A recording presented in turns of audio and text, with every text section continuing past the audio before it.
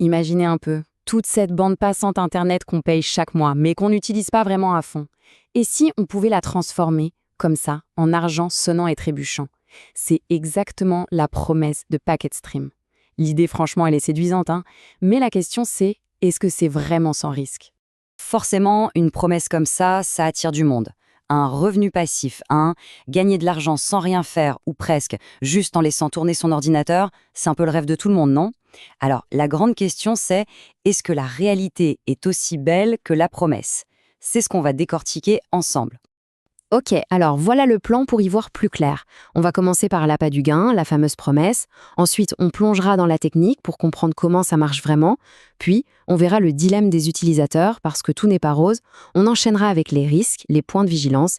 Et à la fin, on essayera de tirer une conclusion, verdict final. Allez, on attaque avec la première partie, la promesse. Qu'est-ce qui fait que PacketStream, au premier abord, a l'air si génial? Eh bien, c'est simple. C'est parce que leur offre est hyper claire, hyper directe. Pas de chichi. Alors, concrètement, comment on gagne de l'argent? C'est simple comme bonjour.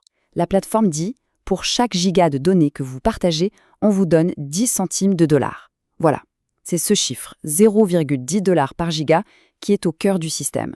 C'est simple, c'est net, et ça permet tout de suite de se faire une idée de ce qu'on pourrait gagner.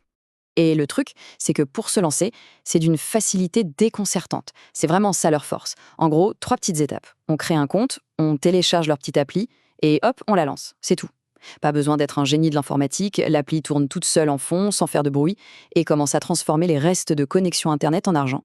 Et il y a un autre point qui est super important, c'est le moment où on peut enfin récupérer son argent.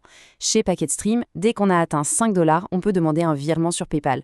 5 petits dollars. Quand on compare avec un gros concurrent comme Honeygain, où il faut attendre d'avoir 20 dollars, la différence est énorme. Ça veut dire qu'on voit la couleur de son argent beaucoup, beaucoup plus vite. Bon, tout ça, c'est la vitrine. C'est beau, c'est simple, mais maintenant, il faut qu'on aille voir ce qui se passe derrière, dans les coulisses. Parce que partager sa bande passante, c'est une jolie phrase, mais techniquement, ça veut dire quoi? C'est là qu'on entre dans le vif du sujet. En fait, quand on installe l'appli, notre connexion Internet devient un petit maillon dans une chaîne immense qu'on appelle un réseau de proxy. Pour faire simple, c'est comme si on prêtait notre adresse postale numérique, notre adresse IP, à des clients. Ces clients, ce sont souvent des entreprises, et grâce à notre adresse, elles peuvent surfer sur le web en se faisant passer pour un utilisateur lambda. D'accord, mais pour faire quoi au juste? À quoi ça sert de se faire passer pour quelqu'un d'autre? Eh bien, il y a plein d'usages qui sont, sur le papier, tout à fait légitimes.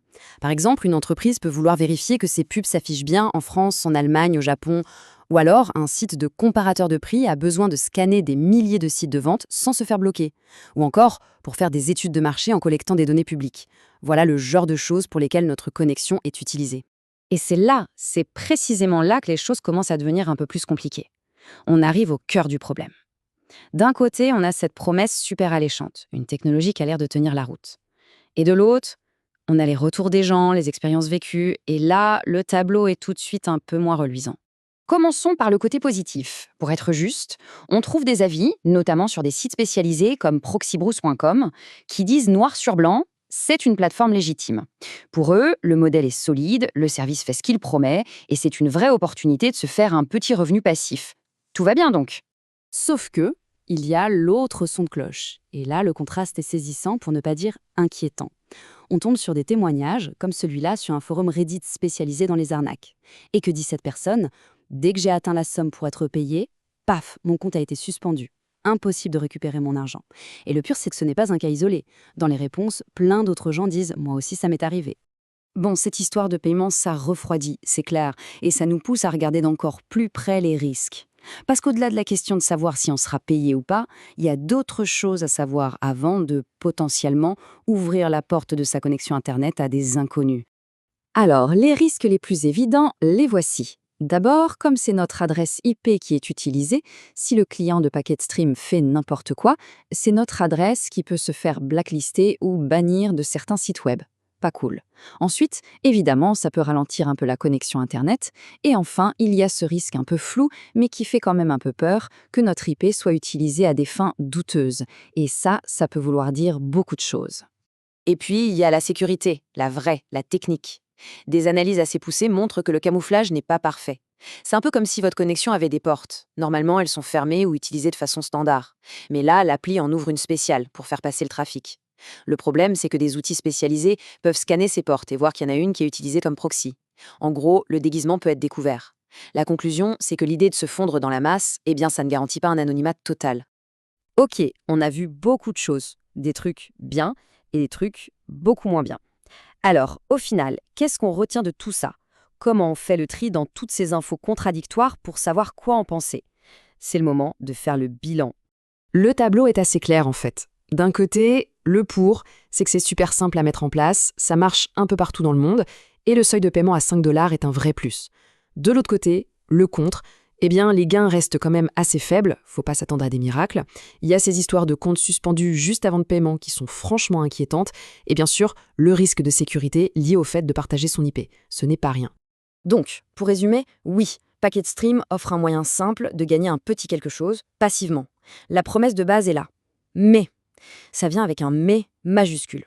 Ça s'accompagne de problèmes sérieux rapportés par les utilisateurs et de risques de sécurité qui sont bien réels. La décision n'est vraiment pas si évidente. Et tout ça, finalement, ça nous amène à une question beaucoup plus large, qui va au-delà de PacketStream. Dans cette nouvelle économie du numérique, quel est le vrai prix de ce revenu dit passif? Quand on accepte d'échanger un bout de son identité numérique, même un tout petit bout, contre quelques euros par mois, au final, qu'est-ce que ça nous coûte vraiment? C'est une question qui nous concerne tous et qui mérite qu'on y réfléchisse.